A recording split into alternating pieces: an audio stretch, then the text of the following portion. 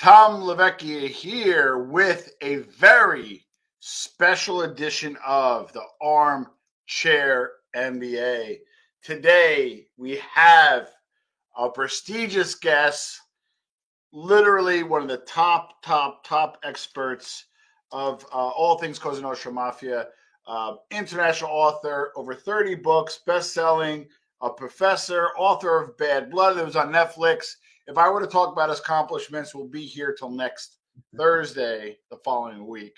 Antonio Nicaso, welcome to the Armchair. Welcome back to the Armchair NBA. How you doing today? You're so kind, Tom. It's always a pleasure talking to you. It's pleasure is all mine. So we're going to jump right in. Obviously, in the news, we were going to Antonio Senor Nicaso was going to come back on, but we kind of expedited a little bit. I was at the park. He said I can come on. I literally ran home. So we're going to jump right in and talk about some recent events. We had, a gentleman, Leonardo Rizzuto, who was shot at, who's allegedly involved with the Cosa Nostra in Canada. Can you tell us a little bit about him and give maybe some of the backstory? Yeah, Leonardo Rizzuto is the son of the late Montreal mafia boss Vito Rizzuto. He's a lawyer. He was a few years ago involved in a important police operation, but the court decided to exclude the evidence seized from the office of Leonardo Rizzuto, and so he was acquitted on cocaine and firearms related charges. Yeah. Recently, there was some kind of speculation that he and the son of another senior member of the Rizzuto crime family were at the top of the organization. But it's just a speculation. He's a lawyer in good standing. He doesn't have a criminal record. And so, but as he was the target of a shooting just yesterday. And that's it's alleged that Stefano Sollecito is alleged to be his partner, whose son, I believe, of Paolo Sollecito, correct? Rocco Sollecito, yes. Rocco, made his match. Okay. Was a senior member of the Rizzuto crime family. Okay. So the reason why I find this interesting is because if you give the backstory in respect to the Rizzutos, the father was, shot rifle style, kind of military style in his own kitchen. His other son was killed, in the middle of the street, literally, December, I think, 2009. So the Rizzuto family has obviously been battling. But to me, as kind of a casual observer, it seems like they might be battling on a few different fronts, maybe internally, maybe with other Cosa Nostra members, or even in 'Ndrangheta. Who's kind of like the or even Hell's Angels and so forth. Who's a prominent enemy of the Rizzutos at the moment? I think that many people confuse the dynamic of the Montreal War, the people involved. Yeah. The Montreal War broke out in Montreal between two groups of the same organization. At one point, the right-hand man of the Rizzuto crime, the right-hand man of Vito Rizzuto, Reynald Desjardins, decided to challenge the power of Vito Rizzuto. And so those two groups were involved in this long standing war that caused dozens and dozens of death. Yeah. And it's hard to say who are the enemies, because I have always said that in the world of organized crime, revenge does not have a statute of limitation. Correct. So I think that the shooting has to do with old grudges, old stories related to this specific ward. Another possible explanation is linked to the access of the so-called book. And the book is the list of people who pay protection money to the old guard of the Montreal Mafia. Now, perhaps Leonardo Rizzuto inactivity. Many people told me that in the last few months he was not very active, and so probably his inactivity in recent times has stirred up some appetite in people who were once loyal to him, or at least loyal to his father. So in this case, the attack could also be supported by members of other criminal organizations, and because it's very difficult to believe that someone on an individual base is challenging the son of the late Vito Rizzuto. Correct. Well, that's why it fascinates me about specifically the Canadian Cosa Nostra landscape, because a lot of different machinations and players. But one of the things I have to look at, and I'm just giving my opinion, is I saw like 6 shots highway style, and I'm just giving you my opinion. You're the expert. If it was in Dragada, they would, I think, did it differently, and they're getting him, right? If it was the Hells Angels and a gang, I think it would have been done differently. To me, it kind of feels a little bit more of an internal strife, maybe a poorly executed hit. You as the expert, what do you think? No, I think your guess is as good as mine, because this is a moment when really we can only speculate, and guessing game is unproductive in this case. But I think that the two possible scenarios are an internal struggle, like you said. If that's the case, it has to do with previous wounds that never heal. And if it's a new challenge, has to do with someone who was a member of the same organization and now is challenging the old guard with the support of another criminal group. And I think a criminal group mostly based in Quebec. But it's only speculation, Tom. So one of the things that, okay, so I was going to, you'll appreciate this, I believe. I was going to say, hey, and I was going to reach out to you. That's what I did. I'm like, I want to do a little more on Canadian Cosa Nostra, the Canadian landscape. And there was like a hit a few months ago, whatever it was. I'm like, oh my God, I need to cover this. And then I heard there was another one, and then like another one. Like, it's not a daily thing, but it's fairly common that a lot of Italian gentlemen are kind of going either way. And it just seems, there's from the macro level, are they fighting over the cocaine trade? Is it the new fentanyl, like as he talked about in Bad Blood? Is it the construction? Give me the macro view of whoever these players are. What are they fighting for, Signor Nicasso?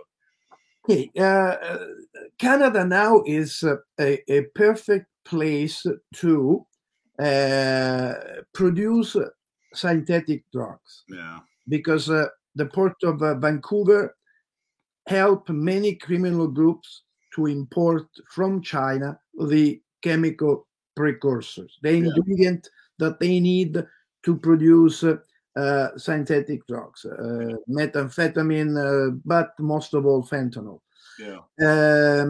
It's a perfect place to invest money because of Canadian lenient legislation against money laundering. It's a perfect place, a transit place to move any kind of drugs from north to south. So, meaning New York and many other places that you can reach through the Great Lakes. And it's a perfect place if you avoid violence. Because in Canada, no one really care about organized crime. And you won't see any complaint. The only complaint is when you see blood on the street. Nobody said, oh, there are people investing money in Canada. There are people doing this, people doing that. No one is complaining. Politicians continue their long-standing sleeping on this issue. They won't do anything. And so the only variable that could create a little bit of turmoil is violence. And so violence is what eventually will trigger a reaction in this case. And in Canada, people used to say that if Montreal sneeze, Toronto gets sick. Yeah. So, I think that there are so many illegal activities that now are very profitable. Like, for example, illegal betting or gambling. Gambling is a fantastic source of income with less risk compared to drug trafficking. And now they move from the traditional house gaming to chat rooms, private rooms in some websites that with a server in Belize, in Malta, and many other places that never will cooperate with the international investigation.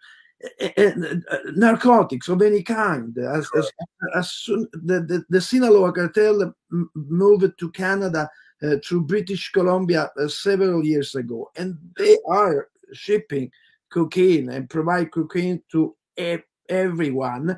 And what the police is noted that the street gangs, criminal groups are moving from big city to smaller community because they are spread all over the place. So practically they have access to drugs, to any kind of commodities. So Canada is the perfect place if you avoid violence, if you avoid to attract attention from media and police officers, you're completely fine, because Canada is the best country in terms of lenient legislation, completely absence of political will in the fight against money laundering or organized crime. Violence is the only variable. And there's no RICO. All right. So if you could, I want to take a step back for a second, because Vito Rizzuto, I believe, because, I'm from New Jersey, and a lot of people that watch, you want to talk about the five families, that kind of stuff. But in my opinion, let me preface this a little bit, is Vito Rizzuto was going to be in on a bridge, $1 billion bridge in Italy, had interest in the Dominican Republic, had relationships with the number of the five families. I kind of had him be most powerful mafioso in all of North America during his time. And if you could maybe unpack a little bit, if you agree or disagree respectfly. No, I totally agree with you in the sense that he was well connected to at least one of the five families in New York, at least until Joseph Massino, the boss of the Bonanno mastermind, ordered the murder of Gerlando Sciascia. Sciascia was the Canadian representative in New York. He was well connected in Italy because of his pedigree, but most of all his mother pedigree. The mother of Vito was the daughter of Antonino Manno, the boss of. Oh, I didn't know that. Cattolica Eraclea. Yes, the mob pedigree is coming from the mother, not from the father. Well connected, as you said, with the drug traffickers in Venezuela, in Colombia, in Latin America. So capable to invest money worldwide. And so he really was capable to communicate in 5 languages. Correct. So he was really the modern version of an organized crime boss. And if you consider that in New York, especially after the arrest of the major players, the current bosses, they don't have that international connection capable to deal with many countries like the late Vito Rizzuto. So I agree with you. He was most likely a powerful boss, at the same level of people like Joseph Bonanno, Vito Genovese, even though they were from different generation, but he was at that level. So with that, and I was having a conversation the other day with a friend. We're both Italian American. If you were an Italian here in, let's say, New Jersey or US versus Canada, and then let's say you go to Italy and you go to the small town and you see the Italian Americans and the Italian Canadians, Canada, I believe, keeps a closer tie and a better preservation of the culture. They tend to still speak the language.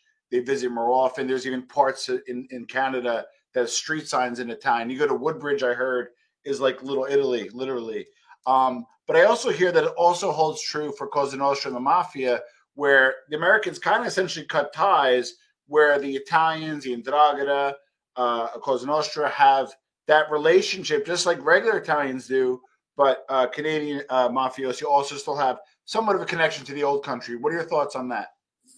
Yeah, I agree with you in the sense that many people believe that Cosa Nostra is the American Cosa Nostra. He's an invention of the Sicilian mafia. I think twice. I think the American Cosa Nostra at one point influenced the new Cosa Nostra in Sicily, especially after 1957, when they built the relationship for the heroin trafficking. But as you said, there were two different entities. Correct. Capable to communicate at the time, thanks to the vision of people like Lucky Luciano, Bonanno, and many others, but two different entities. When you're thinking about the 'Ndrangheta is like a criminal franchising with clan, locali, everywhere, in many places. But if you don't have a strong relationship with Calabria, it's really you don't have the endorsement, the power, the reputation to conduct in an independent way your business, because this is the major difference with the Sicilian Cosa Nostra led by Dottor Riina. That was a military structure with a bunch of bosses. The Calabria never had a boss of bosses. They have like a board of directors, the chair, but the chair is not the boss of bosses. It's someone that is there if he has to avoid any conflict or resolve some conflict, but is not the one who has the last word on everything. But the connection between the clan based in Canada and the clan based in Calabria are strong, and that's something different than the connection that, for example, the Cavalcante family in New Jersey have with some place, with some people in Agrigento provinces. So in that way, I think probably because the immigration is younger in Canada compared to the United States, but they are two different type of criminal groups. Well, you covered it well in Bad Blood. I know, listen, guys, Bad Blood was traumatized. He wrote a good book. They did with their things. I know some people nitpick, but if you understand what you were trying to accomplish or what they're trying to accomplish, it's profound, right? So where do you think, because I think you said this in our interview, or I saw it in one of your other interviews, I believe you felt that the 'Ndrangheta clans outside of Calabria, Canada may not only be the strongest, but also may be somewhat independent. Did I recall correctly, or did I hear it differently? No, I don't think. I think that was a wrong interpretation by some Italian investigators. Okay. When they thought that the 'Ndrangheta in Toronto was more powerful than the 'Ndrangheta, for example, in Salerno. Yeah. I don't think so. I think it's the other way around. But of course, when you're thinking about Ndrangheta and you're thinking about the international ramification, Canada is a stronghold. Canada, it's really a place where the Ndrangheta has a solid and a strong presence. If I have to identify another country, I would say Germany in Europe, Australia. Obviously, yeah. But then they really have at least a presence in a presence in at least 50 countries around the world. So we have to also clarify that when we say Ndrangheta, it's not like one organization structure, with one boss, as I said, but many families, many groups that they use the same ritual, the same rules. Yeah. They collaborate, they work together. Sometimes they fight, but it's like an umbrella term. And also it's an organization that is now very powerful, very rich, because they control a large portion of the international drug trafficking coming from Latin America to Europe. Yeah. Now, one of the things that make the Canadian landscape strong and the American weak is the use of informants. In the U.S., respectfully, they're lining up versus Canada. And I have my opinion, but I want to hear yours. Obviously, you said the landscape is pretty fair in terms of like penalties, but give us outside of penalties, why is there less informants in your opinion? But I think it's a different type of legislation. When you're thinking about Canada, you think about the RICO statute. Yeah, I guess it is. And it's very tough legislation. Canada has this tendency to bargaining down the sentences in order to avoid the cost of a long trial. Oh, fair enough. So practically, if in Italy someone wants to get a lenient sentence or punishment, they really have to collaborate. Otherwise, if the charge is mafia association, drug trafficking, the risk is that they stay in prison for at least 20 to 30 years. In Canada, no. In Canada, it's different. Canada really don't have this vision that let's dismantle the organization. They really are happy with the idea to arrest a few people there. And they don't have this idea. Let's convince some of those people to collaborate and help us to dismantle the organization. So if you can bargaining down the sentence because they want to avoid the cost of a long trial, why you need to collaborate? You really get a really I remember a drug trafficker charged for the importation of 2,000 kilos of cocaine. He bargaining down the sentence and practically got like less than 10 years, and he stay in prison only 3-4 years. And so why they need to collaborate, where they need to betray the organization when they can really get rid with some legal legislation or legal loophole. Then in Canada, there is another issue related to lawyers. I don't want to criminalize lawyers. I have respect for lawyers. But they are the only people that practically they don't have any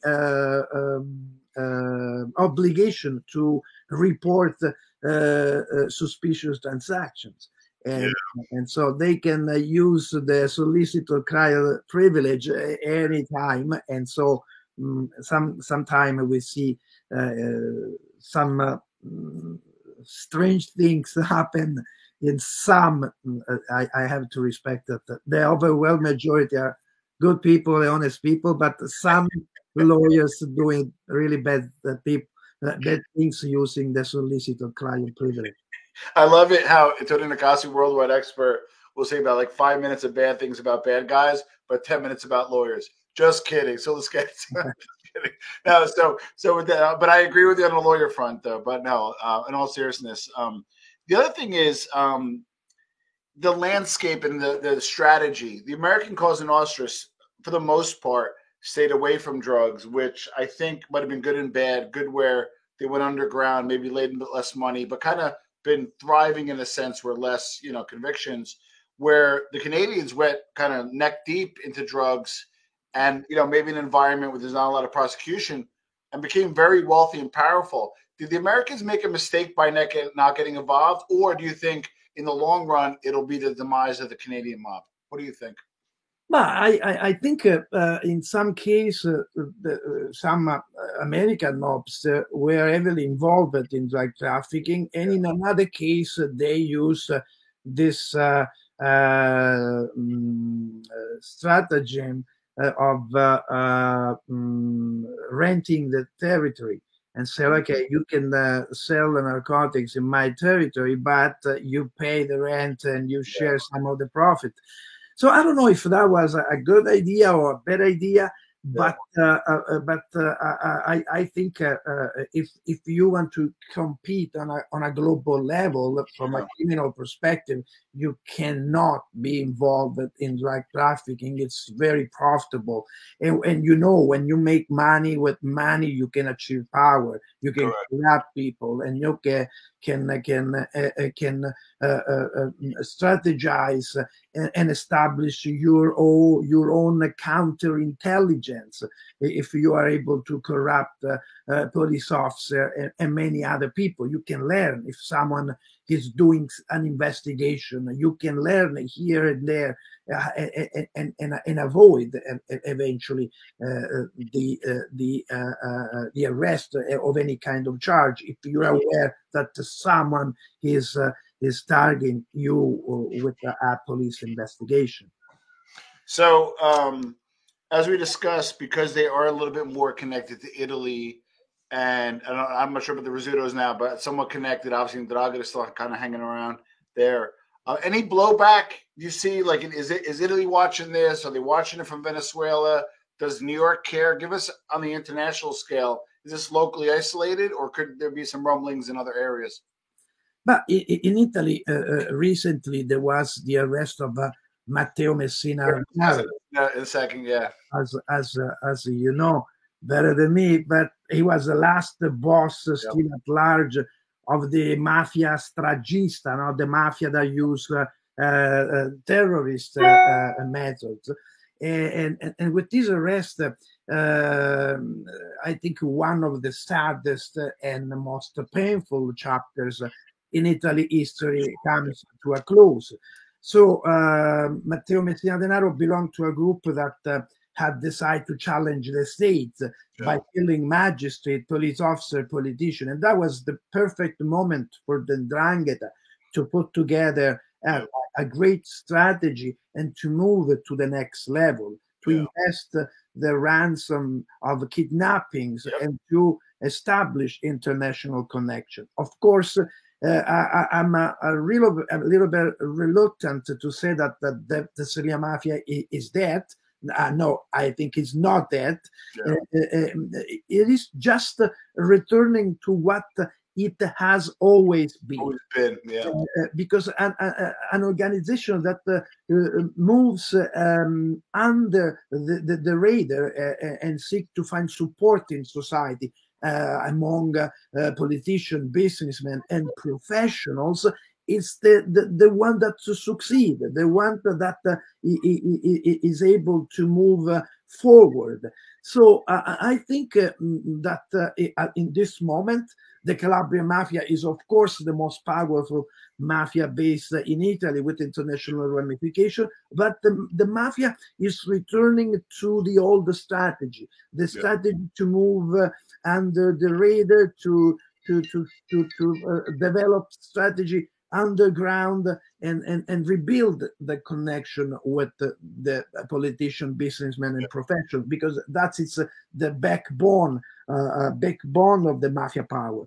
The Camorra, it's more based in Naples is more kind of a gangsterism with some exception. They are heavily infiltrated the construction industry in many regions of Italy. They have some international connection. And then now there is a new emerging mafia. It's not really new, but it's new because only now the government is paying attention, and it's the mafia from Foggia, from Apulia. Yeah. The mafia foggiana is very violent, very strong, very powerful, and this is practically the most powerful criminal organization. But also you have to deal with the Nigerian cult, Black Axe, and many other. The Albanians that are very powerful now. The Albanian gang, they work strongly. They are strongly connected to the strong connect to the 'Ndrangheta, especially in the international drug trafficking. They have a strong base in Ecuador, and from Ecuador they move a shipment of cocaine through the Pacific route, and then cross the Panama Canal and going towards Europe. So Africa is very important because there are places like Kenya with the strong presence of the 'Ndrangheta. They target Australia because who is capable to send narcotics like synthetic drugs, cocaine to Australia. It's like hitting the jackpot because a gram of cocaine in Australia costs $350. So you can really make a lot of money if you are able to send drugs. And Canada is doing that from the Vancouver port. They were able to seize in Australia 2 huge shipments of fentanyl, and they bought shipment the parts from the Vancouver port. Wow. So when I interviewed you the first time, I said, if you could have dinner with anybody dead or alive, in that life, you said Matteo Massimo Dinero. So, what were your thoughts about him being arrested? And, did you call Nicole up and say, hey, can I set up a lunch? No, it's really the end of a painful chapter for Italy, and he was the last bosses of the Corleonesi. And the fact that he was the boss, he stayed there, even though in some moment of his life he traveled in other countries. But the idea that he stayed there because he was well protected there. He was well connected, and that's what the mafia is all about. Because if we tended to believe that the mafia is just a bunch of violent people, I think we missed the entire picture. But Matteo Messina Denaro was one of those bosses, well connected, and so he was able, like Dottor Riina, Bernardo Provenzano, to avoid the arrest for a long time, like 2 years. Now, I don't have any hard evidence, but as a kind of a strategist myself, I feel that the 'Ndrangheta and other groups are starting to plant some flags here in the U.S. because the market is so big. And don't get me wrong, the Sinaloans control the drug trade, but they're happy. They're business people. They probably have relationships already. I got a feeling Italian organized crime groups, whether from Canada or from Italy, I believe are going to enter the U.S. market because it's so robust. They just really need to be involved, maybe the importation, some of the diversion, because there's local people they could easily sell to. What do you think is going to happen in the U.S. market, in your opinion, maybe in terms of Italian and Canadian Italian organized crime? You are absolutely right. The 'Ndrangheta is now heavily present in the United States. The United States was the first destination of the 'Ndrangheta in the late 1800s, and then they moved to Canada, then to Australia, But now, what investigators, police officers are telling me that they see an increasing presence of Ndrangheta, but not necessarily from Canada. Okay, they are connected with Ndrangheta in Canada, but with people that are coming from Italy, or people that are still that was already in the United States, but the United States, he is, I think, is the next stronghold of the Ndrangheta, because we see an increase of presence in the United States. As you said, it's a big market. Everyone love to put their hand on the American market. You mentioned the Sinaloa cartel, but I would be more worried about the Jalisco cartel of a new generation. They are really violent and powerful, and they are really try to expand their operation not only in Latin America but also in this part of America, in the United States and Canada. So, two more questions before we wrap up. I guess the next question for the final is I know we don't have a crystal ball, and we can always go to the track if we knew, but what should we expect in the Canadian kind of landscape over the next few months? It's a really a big question. I think Canada can become again like a Pandora box. Anything can come out from this event, this crime in Canada. I think there will be some kind of retaliation, and so I think we should expect more violence, and unfortunately, the violence can expand in other parts. So I expect more violence after the attempt murder of Leonardo Rizzuto. All right. So now, final question, and then we'll let you know, because you got to check this guy's books out, or we'll get his information out to you. In a second, we'll put links below for the people watching on replay. Now that Matteo Massimo Denaro is a guest of the Italian government, who would you love to have dinner with, dead or alive, from that life, and why? Who's number two? By the way, Dr. Anna Sergi also picked Matteo Massimo Denaro before getting caught. No, I really I think that the other people out there can challenge the state and the government. Yeah. I think they are bosses within the 'Ndrangheta. Yeah. They are bosses that are listed in the most wanted list of fugitive.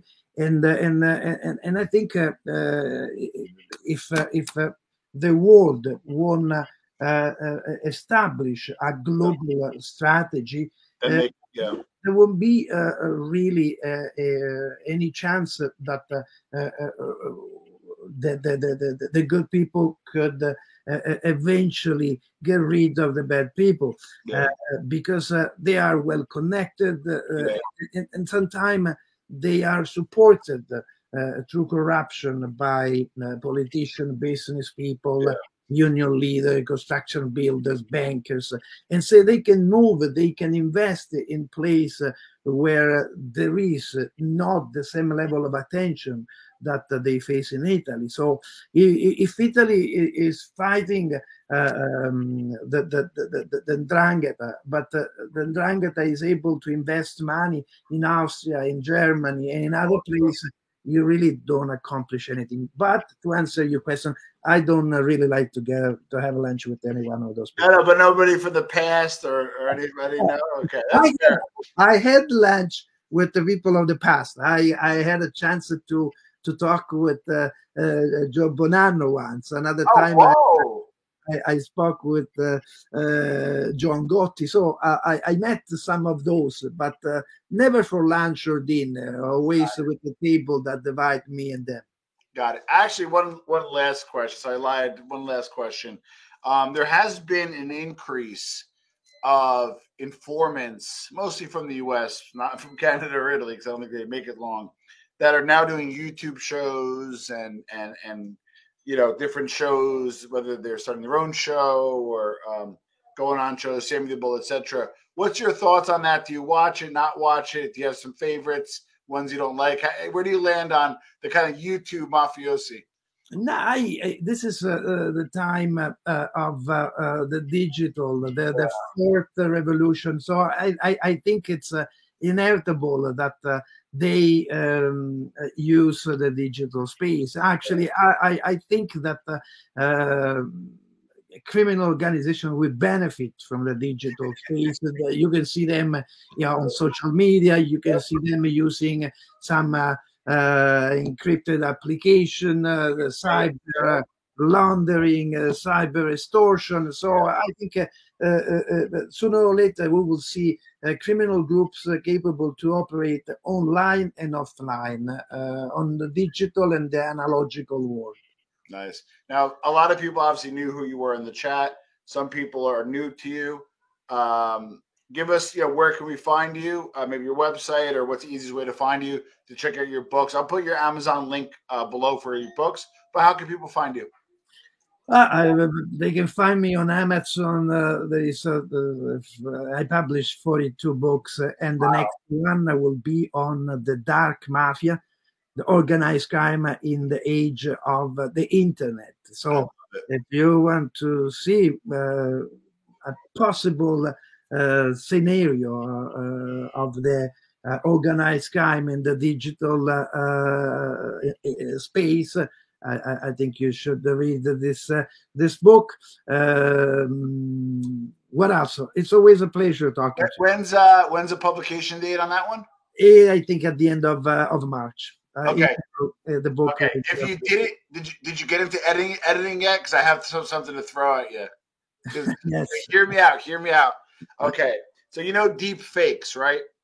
So you could, I could have a conversation with a deep fake Antonio Nicasso. Yes. And you've probably done enough interviews to get your affect and your voice, inflection of your voice, and have a full conversation. So then it made me think to myself, if I could create a fake Antonio Nicasso, why don't we create deep fake gangsters, right? I'm going to come to you and say, you got to give me your money or I'm going to extort you. Who is there to arrest? With the bank accounts and shell companies, you move it around. There's nobody to arrest. We could create a deep fake mafia. Yeah, with nobody to arrest. Imagine what happened with the so-called metaverse. Yes, where you can have an avatar represent you in a meeting, in a virtual meeting, and so 4 people can talk through 4 avatars, making a deals. And how can you deal with that consequence of that agreement? The real guy never left his premises, his home. So it's really a challenging scenario, and I think law enforcement are investing to cope with the new challenges. I love it. Ciro Nicasso, please be in touch. Thank you so much for your time, and thank you so much for being on the Armchair MBA. Thanks, Tom. All the best. Ciao, ciao. Okay, wow, that was a good one. He's a good man. I was very happy to have on. I'm going to wrap it up. Frank and I may come on a little bit. Frank, I'm going to drop the link again if you're available. If not, we'll do it later tonight because there's a lot to unpack here. This guy's Ali could back me up on this. This guy is an expert. I say there's 4 experts. Antonio Nicasso, Dr. Anna Sergi. Anna Sergi interviewed a Mobsters Inc. if you haven't seen it. John Dickey, who I just interviewed. And then my ultimate guest, if he would ever come on, it's impossible to find him, Roberto Saviano, who wrote Gomorrah, the movie, got influenced on the series, and so forth. All right. We're going to probably pop back on with Frank later, Frank Fiorellino. I want to get an ex-wise guy standpoint of the hit. Guys, thank you so much for having Ali. Thank you for the super chat. I'm just working my best to bring you the best content possible. And I want to thank, again, Senor Nicasso for coming on the Armchair MBA.